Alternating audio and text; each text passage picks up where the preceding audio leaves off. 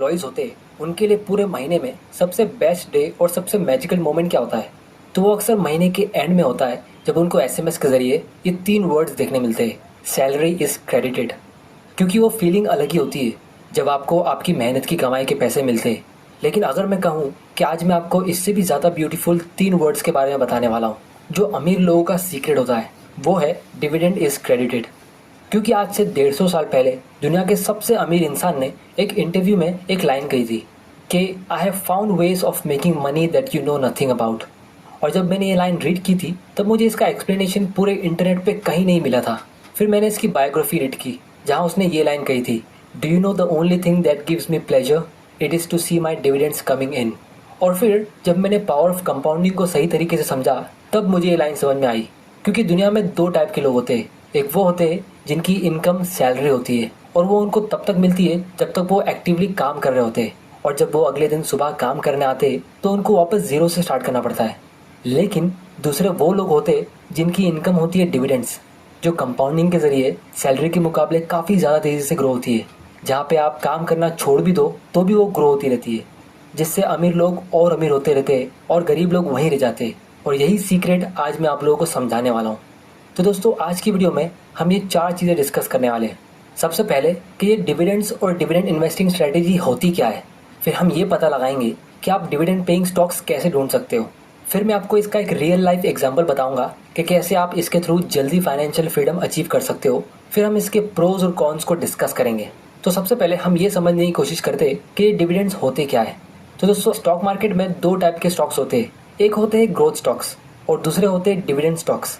तो जब भी कोई कंपनी प्रॉफिट अर्न करती है तो उस कंपनी के मैनेजमेंट के पास 2 ऑप्शंस होते हैं, या तो वो प्रॉफिट रिटेन कर ले और उस बिजनेस में री इन्वेस्ट कर दे फ्यूचर अपॉर्चुनिटीज़ के लिए, जिससे उस कंपनी के शेयर का प्राइस ऊपर जाता है।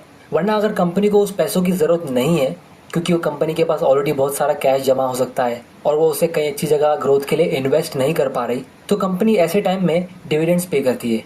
तो इससे हमें ये पता चलता है कि स्टॉक मार्केट से हम एक नहीं बल्कि 2 तरीके से पैसा कमा सकते हैं। एक तो जब आपके स्टॉक का प्राइस इंक्रीज होता है तब, और दूसरा जब आपको वो कंपनी डिविडेंड पे करती है जो डायरेक्टली आपके बैंक अकाउंट में आता है, जिस तरह आपकी सैलरी आपके बैंक अकाउंट में आती है।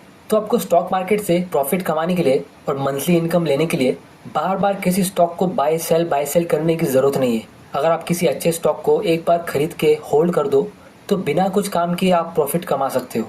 तो अब हम ये जानते हैं कि आप ऐसे डिविडेंड पेइंग स्टॉक्स ढूंढ कैसे सकते हो। तो दोस्तों इसके लिए आप कोई भी स्टॉक स्क्रीनर पे जा सकते हो जहाँ से आपको कंपनी की इन्फॉर्मेशन मिलती है। तो यहाँ पे हम टिकर टेप यूज़ कर लेते हैं, जिसकी लिंक मैं नीचे डिस्क्रिप्शन में डाल देता हूँ। यहाँ से आप अच्छे स्टॉक्स को फिल्टर कर सकते हो और उसे एनालाइज भी कर सकते हो, और आप इनके प्रो वर्जन के लिए भी सब्सक्राइब कर सकते हो, जिससे आपको और ज़्यादा इन्फॉर्मेशन रेडीमेड मिल जाती है। तो अगर आपको ये ढूंढना है कि कौन सा स्टॉक ज़्यादा डिविडेंड पे करता है तो उसके लिए हम यहाँ पे स्क्रीनर पे आएंगे। फिर हम यहाँ पे निफ्टी 100 सिलेक्ट करेंगे क्योंकि हमें इंडिया की सिर्फ सबसे बड़ी 100 कंपनीज में से ही स्टॉक को पिक करना है। बहुत सारी छोटी मोटी कंपनीज भी होगी जो डिविडेंड पे कर सकती है, लेकिन छोटी कंपनीज में ग्रोथ अपॉर्चुनिटी ज़्यादा होती है, तो हम वहाँ से मल्टी बैगर स्टॉक्स ढूंढ सकते हैं, जिसको मैं किसी और दिन डिस्कस करूँगा। तो ये निफ्टी 100 सिलेक्ट करने के बाद हमें सिर्फ वही कंपनीज देखने को मिल रही है जो 30,000 करोड़ से महंगी हो, मतलब बहुत बड़ी कंपनीज। लेकिन इसके साथ में मैं आप लोगों को एक और चीज़ बता दूं कि बड़ी कंपनी होने का मतलब ये नहीं कि वो बहुत अच्छी और स्टेबल कंपनी होगी। स्टॉक मार्केट में आपको टेक्निकल नॉलेज के साथ कॉमन सेंस भी यूज़ करना पड़ता है। जैसे अगर हम फिल्टर में डिविडेंड यील्ड सिलेक्ट करेंगे और यहाँ क्लिक करेंगे तो जो कंपनी सबसे ज़्यादा डिविडेंड पे कर रही है वो सबसे ऊपर आ गई है। अब जिनको डिविडेंड यील्ड नहीं पता, इसका मतलब ये होता है कि कंपनी के शेयर प्राइस के मुकाबले कंपनी कितने रुपए का डिविडेंड पे कर रही है, तो परसेंटेज के फॉर्म में बताया जा रहा है। जैसे अगर कंपनी के शेयर का प्राइस 100 रुपये है और अगर कंपनी 3 रुपये का डिविडेंड पे करती है तो इससे हमें ये पता चलता है कि इस कंपनी का 3% का डिविडेंड यील्ड है। मतलब आप इसको एक हिसाब से इंटरेस्ट रेट समझ सकते हो कि जितना रुपया आप इन्वेस्ट कर रहे हो उस पर आपको कितना % का इंटरेस्ट मिल रहा है डिविडेंड के नाम पे। तो यहाँ पे सबसे ऊपर कोल इंडिया का नाम है जो 9% का डिविडेंड पे कर रही है। तो अब आप में से कुछ लोग कहेंगे कि यार ये तो बहुत अच्छी बात है क्योंकि इंडिया में कोई भी एफडी 9% का इंटरेस्ट दे ही नहीं रहा है, आपको मैक्सिमम 6 से 7% का इंटरेस्ट मिलता है, तो सबको एफडी से पैसा निकाल के इन कंपनीज में पैसा डाल देना चाहिए। तो दोस्तों इसकी वजह ये है कि ये कंपनी के नाम से ही आपको पता चल जाना चाहिए कि ये इतना ज़्यादा डिविडेंड क्यों पे कर रही है। क्योंकि ये कंपनी कोल माइन करती है और ये इंडस्ट्री एकदम डिक्लाइनिंग फेज पे है। इलेक्ट्रिसिटी के आने के बाद इनके प्रोडक्ट्स का डिमांड गिरता जा रहा है, ये चीज़ हम सबको पता है। तो इसीलिए आने वाले 10-15 साल में ये कंपनी कहाँ होगी हमें वो नहीं पता, और इसीलिए इनके शेयर्स को लोग खरीद नहीं रहे, जिसकी वजह से इसका शेयर प्राइस गिरता जा रहा है। तो अगर आपको डिविडेंड के लिए इन्वेस्ट करना ही है तो इसका मतलब ये नहीं कि आपको आंख बंद करके वो कंपनी चुनना चाहिए जिसका डिविडेंड सबसे ज़्यादा है। क्योंकि अगर आप कोई ऐसी कंपनी में भी इन्वेस्ट करते हो जिसका डिविडेंड सिर्फ 1.5% का है, और अगर वो कंपनी अच्छे रेट से ग्रो होती है तो भी आप लॉन्ग टर्म में बहुत अच्छा प्रॉफिट कमा सकते हो और आप डिविडेंड पे रिटायर हो सकते हो। इस चीज़ का मैं आप लोगों को एक रियल एग्जांपल दिखाना चाहता हूँ। तो दोस्तों, कुछ महीनों पहले एक आदमी ने ट्विटर पे ट्वीट किया था कि उसके किसी फ्रेंड ने ये इन्फॉर्मेशन शेयर की है कि एक इन्वेस्टर है जिसने 2004 में आईटीसी के 1000 शेयर्स खरीदे थे। फिर उसके बाद उसने उसको सेल नहीं किया और कंपनी ने बहुत बार शेयर स्प्लिट किए, बोनस शेयर्स दिए वगैरह वगैरह, जिसकी वजह से अभी उसके पास 45,000 शेयर्स है।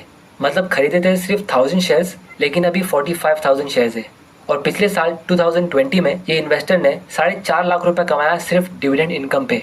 और फिर इस आदमी ने ये क्वेश्चन भी पूछा कि क्या कोई इसे कैलकुलेट करके बता सकता है कि 2004 में आईटीसी का शेयर प्राइस कितना था, जिससे हमें पावर ऑफ डिविडेंड्स पता चल सके। तो आप लोगों को मैं इसका डिटेल समझाता हूँ। तो दोस्तों, 2004 में आईटीसी का शेयर प्राइस ऑलमोस्ट 1000 रुपये का था। ये इन्फॉर्मेशन मैंने इस कंपनी की 2004 की एनुअल रिपोर्ट से निकाली, क्योंकि अभी इसका प्राइस बोनस शेयर्स और स्टॉक स्प्लिट की वजह से एडजस्ट कर दिया गया है। अब क्योंकि उस आदमी ने 1000 शेयर्स खरीदे थे, तो इसका मतलब ये है कि उसने ऑलमोस्ट 10 लाख रुपीज़ इन्वेस्ट किया होगा, और अभी उस इन्वेस्टर के पास 45,000 शेयर्स हो गए, क्योंकि कंपनी ने बहुत बार शेयर्स को स्प्लिट किया और बोनस शेयर्स गिफ्ट किए, जैसा कि आप इस चार्ट में देख सकते हो। और अगर आपको ये स्टॉक स्प्लिट और बोनस शेयर्स का कॉन्सेप्ट नहीं पता तो मैं इसे आने वाले वीडियोस में डिस्कस कर लूंगा। तो पिछले साल ये कंपनी ने 10 रुपया पर शेयर का डिविडेंड पे किया, जिसका मतलब ये है कि इस इन्वेस्टर को 4.5 लाख का डिविडेंड मिला, बिल्कुल जैसा उस आदमी ने ट्वीट किया था। अब दोस्तों, याद रखिए कि स्टॉक का जो प्राइस इंक्रीज होता है वो अलग बेनिफिट है, क्योंकि 45,000 शेयर्स की मार्केट वैल्यू आज के हिसाब से 92 लाख की होती है।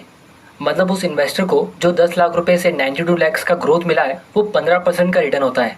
जबकि आईटीसी का शेयर प्राइस फिलहाल बहुत गिरा हुआ है, लेकिन फिर भी जितना उसने इन्वेस्ट किया था उसको उसका आधा अमाउंट एक ही साल में मिल रहा है, सिर्फ एज ए डिविडेंड इनकम। और ये इनकम उसका हर साल ग्रो होता रहेगा, क्योंकि अगर ये कंपनी इसी 15% के रेट से फ्यूचर में ग्रो होती है तो सिर्फ 5 साल बाद उसके पोर्टफोलियो की वैल्यू डबल हो जाएगी। क्योंकि 15% के रेट से हर 5 साल में आपका पैसा डबल होता है, तो उसकी इन्वेस्टमेंट की वैल्यू होगी 1,85,00,000 और 10 लाख रुपए का उसको सिर्फ डिविडेंड मिलेगा। मतलब जितना उसका ओरिजिनल इन्वेस्टमेंट था उतना इनकम ही उसे हर साल मिलता रहेगा।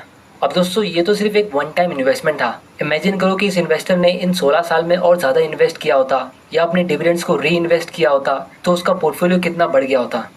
तो दोस्तों, अब हम इस स्ट्रेटेजी के प्रोज एंड कॉन्स को डिस्कस कर लेते हैं। तो सबसे पहला और सबसे बड़ा एडवांटेज ये है कि स्टॉक मार्केट से आप अपनी वेल्थ को काफ़ी ज़्यादा स्पीड में ग्रो कर सकते हो। अगर आप अपने 20s में कोई हाई ग्रोथ और यंग कंपनी में इन्वेस्ट कर लेते हो तो जब आप अपनी 30s या 40s में पहुंचोगे तो वो कंपनी भी मैच्योर हो जाएगी और एक डिविडेंड पेइंग स्टॉक बन जाएगी। और इंडिया में ऐसी बहुत सारी कंपनीज अभी भी है जो फिलहाल ग्रोथ स्टेज में है, और इसीलिए इसमें इन्वेस्ट करने वालों की इनकम भी बहुत ज़्यादा हाई रेट से ग्रो होती है। अब आप में से कुछ लोग मुझे कहेंगे कि ये बहुत रिस्की भी होता है क्योंकि इसमें पैसा डूबने का डर होता है, तो इसको भी हम डिस्कस करने वाले हैं। फिर दूसरा बड़ा एडवांटेज ये है कि आप इसमें एक छोटे अमाउंट से भी इन्वेस्टमेंट शुरू कर सकते हो।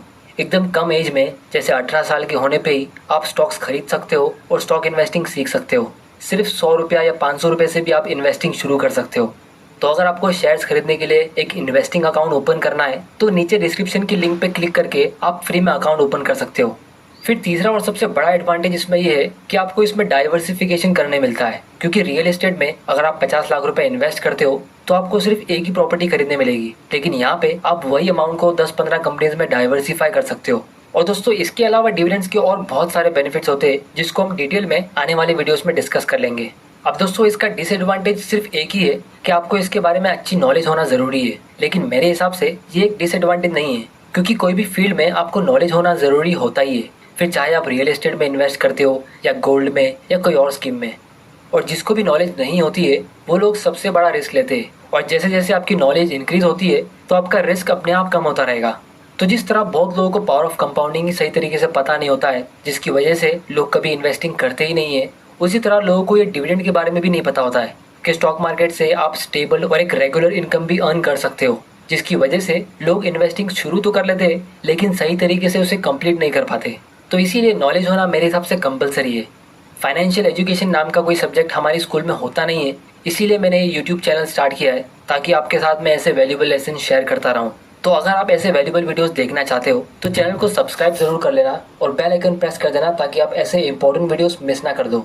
आने वाली वीडियोस में मैं इस डिविडेंड ग्रोथ स्ट्रेटेजी को और डिटेल में एक्सप्लेन करूंगा और हम इसे और दूसरे इन्वेस्टमेंट से कंपेयर करेंगे, जैसे रियल एस्टेट के रेंट से, गोल्ड, पीपीएफ और म्यूचुअल फंड से। तो जो भी क्वेश्चंस आपके दिमाग में है आप मुझे नीचे कमेंट करके पूछ सकते हो, मैं उसे आने वाले वीडियोस में कवर कर लूंगा। तो दोस्तों आज की वीडियो में इतना ही। टिकर टेप से स्टॉक को एनालाइज करने का लिंक और शेयर्स खरीदने के लिए फ्री में डीमैट अकाउंट ओपन करने का लिंक नीचे डिस्क्रिप्शन में है। वीडियो पसंद आया तो इसे लाइक करो, नहीं पसंद आया तो डिसलाइक करो। आपका वैल्यूबल टाइम देने के लिए thank you and good bye.